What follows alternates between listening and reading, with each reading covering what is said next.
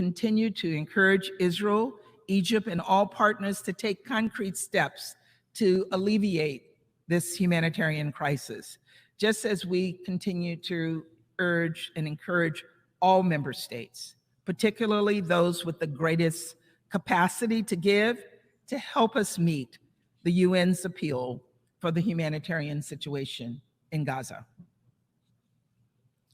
Colleagues, time is of the essence and lives hang in the balance. As you'll notice, two key words are missing in the resolution before us. The first is Hamas. It is outrageous that this resolution fails to name the perpetrators of the October 7th terrorist attack. Hamas. Hamas. It is outrageous. Another key word missing in this resolution is hostage. This resolution makes no mention of the innocent people, including citizens of many of you in this room, many of you here today who have citizens who are being held hostage by Hamas and other terrorist groups. These are omissions of evil, and they give cover to and they empower Hamas's brutality. And no member state should allow that to happen. You should not let it stand. And that is why we have co-sponsored an amendment put forward by Canada that corrects these glaring omissions. This amendment is straightforward and it's unobjectionable. It calls on us to condemn Hamas's terrorist attacks on October 7th, and it calls for the immediate and unconditional release of hostages. It should be easy. This is the bare minimum that we would hope to see in this resolution. We urge all member states to vote yes on this amendment. The General Assembly must send a clear message to the world that we stand against all acts of terror and that we stand with all those who are being held hostage. We believe the UN Security Council, a body charged with maintaining international peace and security, must send this same message.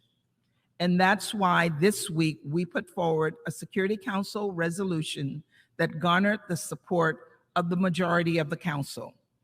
In drafting this text, we solicited input from all Council members, including Russia and China.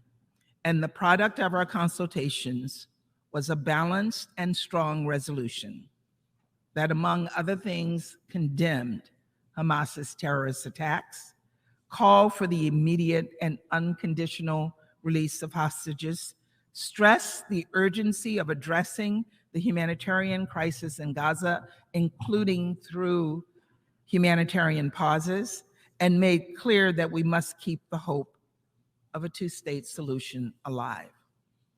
Again, this was a strong and balanced text, but unfortunately, Russia and China decided to veto this resolution.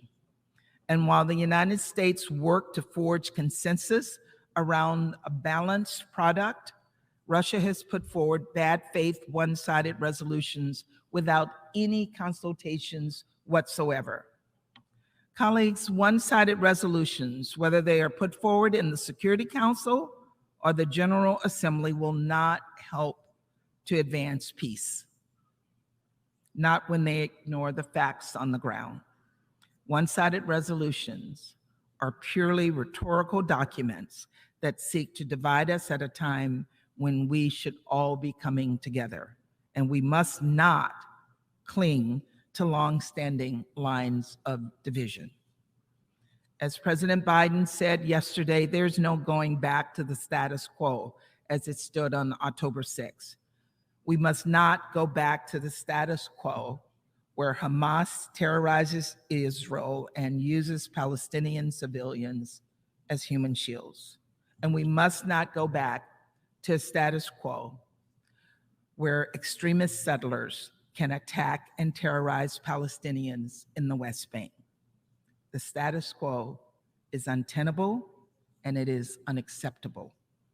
This means that when this crisis is over, there has to be a vision of what comes next. In our view, that vision must be centered around a two-state solution. Getting there will require concerted efforts by all of us, Israelis, Palestinians, regional partners, and global leaders, to put us on a path for peace, to integrate Israel with the region while insisting that the aspirations of the Palestinian people to be part of a more hopeful future. We deeply regret that the resolution now under consideration is detrimental to this vision. But while this resolution is deeply flawed and does not meet this moment, the United States will continue to work with all member states to chart a future where Israelis and Palestinians have equal measures of security, freedom, justice, opportunity, and dignity, and a future where Palestinians realize their legitimate right to self-determination and a state of their own. Whoa.